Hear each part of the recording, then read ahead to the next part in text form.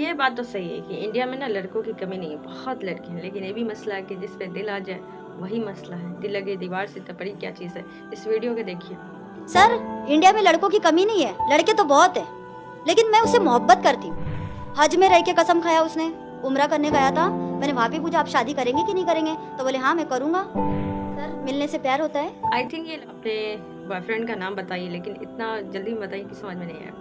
बस मैं यही बोलूँगी बहन कि जो लड़का ना हिम्मत नहीं रखता ना, तुम्हारे लिए स्टैंड नहीं ले सकता ना, उसके वादे तुम क्या याद रखोगे। तुम वादे की, तुम सच्ची हो, तुम मुझसे सच में मोहब्बत करती, लेकिन तुम अपने माँ बाप का सोचो, अपनी इज्जत आबरू का सोचो। जो इंसान तुम्हारे लिए निकाह के लिए स्टैंड नहीं कर सकता, तुम्हारे आगे चल के इज्जत आबरू की हिफाजत क्या करेगा। अभी शादी से पहले ही वो तुम्हारी इज्जत आबरू की हिफाजत नहीं कर रहा, तुम्हें छोड़ दिया बीच रास्ते पे।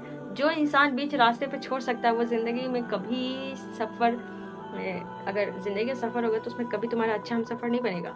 एक चीज़ जान लो कि हाँ, हम लोग गलती हो जाए, अगर गलती तुमसे हो गई, अगर तुम किसी को पसंद की, तुम सच्ची हो, लेकिन अगर वो इंसान धोखा दे रहा, तुम उसके माँ बाप तुमको एक्सेप्ट नहीं कर रहा, तो तुम रिटर्न अपने माँ बाप के पास जाओ, उसी में तुम्हारी इज्जत आबरू की भलाई है। मैं ये भी बोलूँगी हर लड़की को या लड़का को, अगर प्यार मोहब्बत करो तो जब तक लड़का स्टैंड नहीं ले, लड़की को हाँ, लड़की ने बड़ी शिद्दत के साथ एक लड़के से मोहब्बत की।